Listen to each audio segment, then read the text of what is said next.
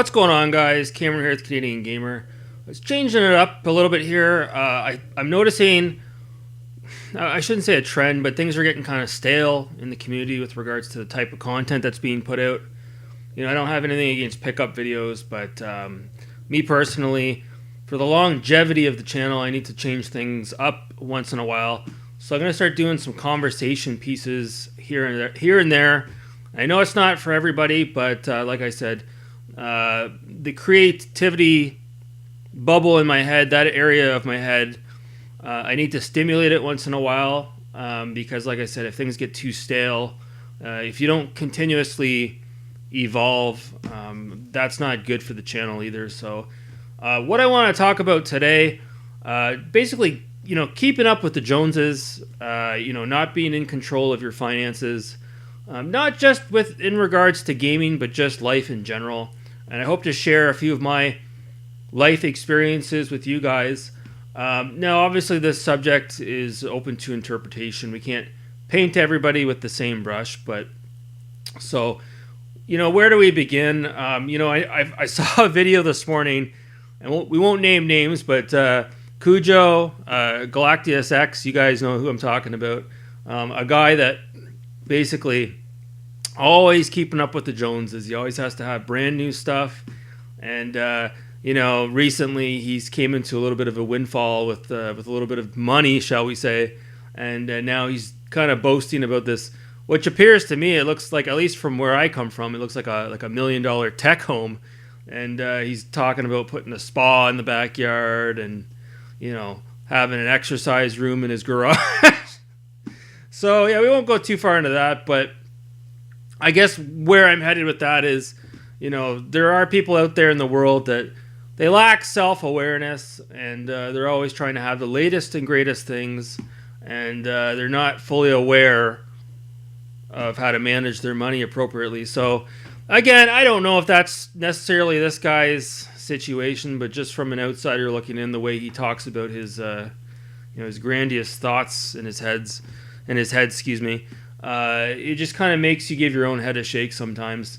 And look, I've been guilty of that myself, and we're going to get into that in a few minutes here. We're at the 3-minute mark already. So, I know myself, I never thought I would be a homeowner, to be honest with you. I thought I would always be a renter. The reason is because renting, well, yes, you're not paying down, something that you own. You're not necessarily, you don't have any overhead. You're just sort of paying the rent. And, if something goes wrong in the apartment, then obviously the property management, the company that owns the building, will take care of it, right?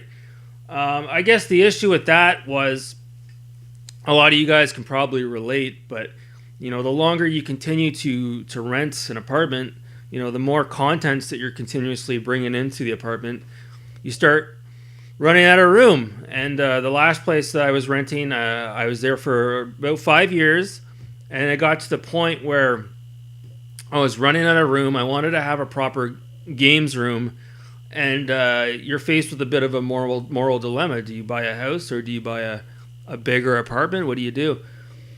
So at the end of the day, I ended up buying a house out in the country for under $200K, which is really good price.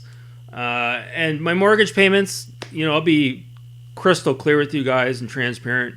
My mortgage payments are less than what I was paying for rent. I think my mortgage payments are around $850 a month. So it's not a lot of money. And this is just a single income situation that I'm in. I don't have dual income. I'm not relying on others to help out with the payments. So it's an older house I bought. And again, why did I buy an older house? Because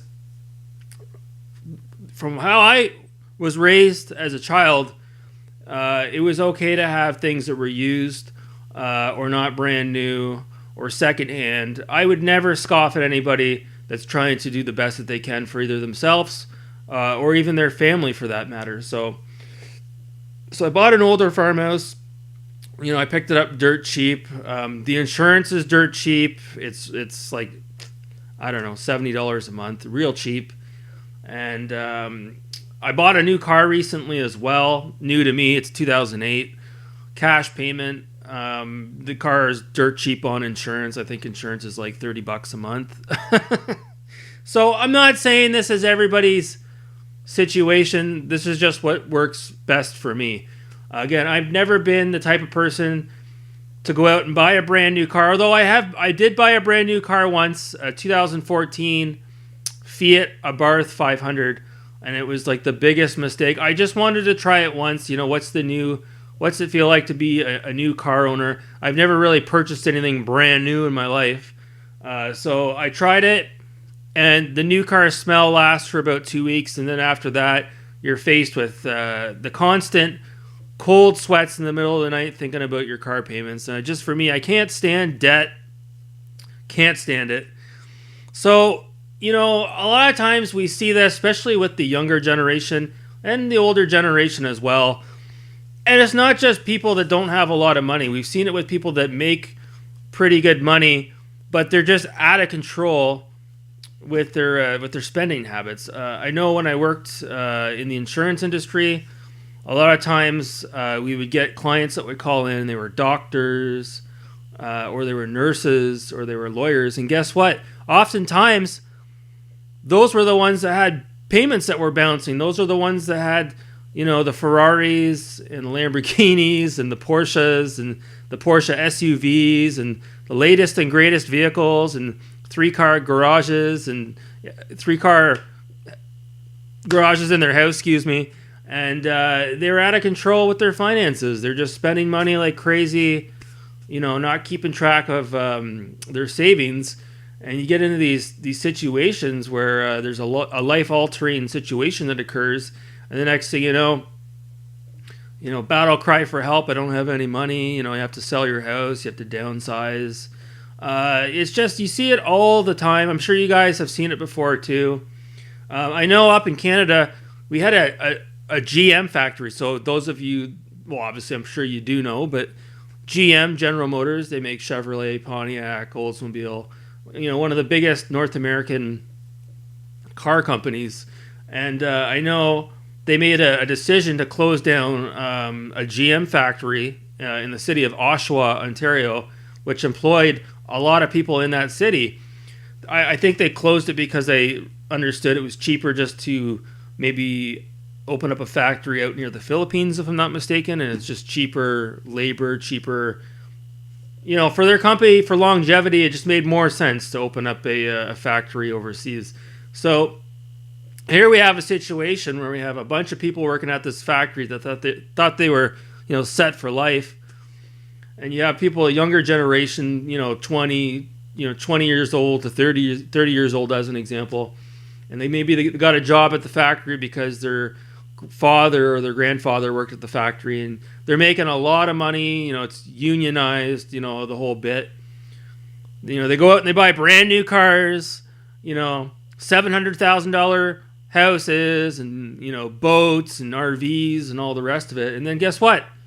The factory closes and they have this huge debt load, and they don't know what to do. They're selling their houses, they're selling their cars.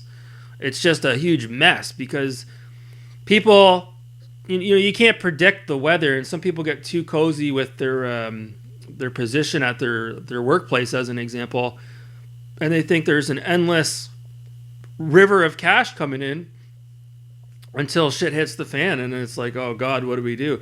So you always have to be self-aware that even though there's money coming in, you got to make sure that you save your money appropriately, because you never know if there's going to be a life-altering situation.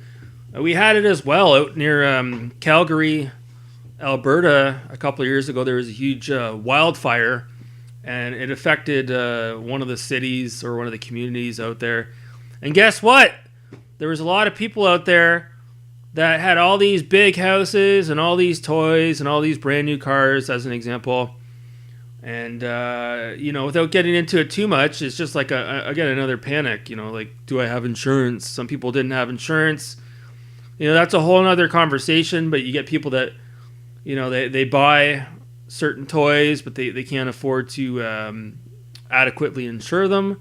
So it's something you have to watch out for. I've seen that before too. Someone buys an expensive house. They get insurance on it just to buy the house, and then as soon as they get into the house, they have the keys in their hand, they cancel their insurance policy because they think, oh, nobody knows I don't have insurance, blah, blah, blah. And then they have a loss, right? So it's a horrible thing. So, how does this tie into, I guess, the topic of video games? How are we doing for time? We're 10-minute mark. We'll keep going. Well, with video games, and you see it all the time, you see these channels on YouTube, again, not naming names, but they have these huge collections of video games, and they're showing off, big box collections and all the rest of it. But then you can kind of get an inkling, at least from what you can see on camera, you can see their living conditions, and it's like, you kind of have to shake your head. It's like, you've got, maybe a ceiling fan in your house that's 25 years old, and here I am, I think the one in my basement is pretty old, but, it might need replacing, or maybe your kitchen sink, the tap is leaking, and you're pushing all these important things, these to-do things, on the back burner because you're more concerned about buying video games. It's not good. We see it all the time. People sometimes, they get their priorities pretty messed up. Like you see me, obviously, with my game collection, you don't see the rest of my house. But yeah, there's a lot of things in my house that I continuously try to update all the time within reason. And why I say within reason is because I know a couple of years ago I was in a relationship, and I was looking at buying this house, and the girl I was with, she didn't like the idea of buying an older house. She wanted to buy a newer house. In the city, we have what's called row housing. A lot of it's kind of like a condo townhouse, so to speak, where you're connected to other houses. Really cookie cutter. Again, I don't mean to offend anybody if any of you guys have that sort of living situation, but you're getting like a brand new build, and usually the build quality was not as good as these older houses, and you're paying $500,000 as an example for one of these units, and that equates to a larger mortgage payment and all the rest of it. I didn't want to go down that road. I wanted to live out in the country, have spacious property and all the rest of it. So yeah, it didn't work out, but it worked out for me in the end because, like I said, I didn't end up. You get more bang for your buck, at least up in Canada, if you buy a house out in the country. Is what I get. I guess what I'm getting at. So, if you can save money on things in life, you can put that towards buying new video games as an example. But whatever your situation is financially speaking, you always have to be in check.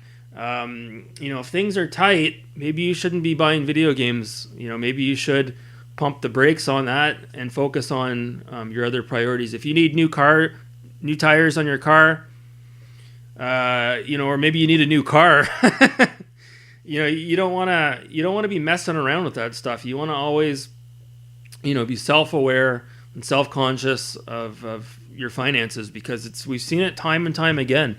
I know another example I wanted to give was, I'm trying to think here off the top of my head. I know I was dating another girl several years ago. She was Italian, and her family was obviously, anyone who's been with an Italian, you know how it can be. They like to live liberal, shall we speak. And it was the same situation. She had a condo, and her brothers, of course, lived in the same neighborhood as her. They all lived really close together. And I remember going over to her brother's house, and he had this big, brand new built house. God knows what he paid for it, probably close to $700K. And we go in, and he has lavish furniture. He's got the beautiful island in his kitchen with bistro chairs, and everything's sterile, and everything's brand new, and very posh carpeting, and all the rest of it. It makes me think, wow, if this guy came into my house, he'd probably run to the bathroom and puke his guts out. And so yeah, he has all these nice toys. He's got a Bugatti motorbike in the garage, and brand new Grand Cherokee, and his wife had a brand new car as well. And here I am, just rolling my eyes. And I remember one day I was at her place, and I remember his wife was a teacher and she got laid off or something be the case. She wasn't bringing in, I guess, the income that she normally brings in. And next thing you know, he's asking to borrow my girlfriend's credit card. Can you believe it?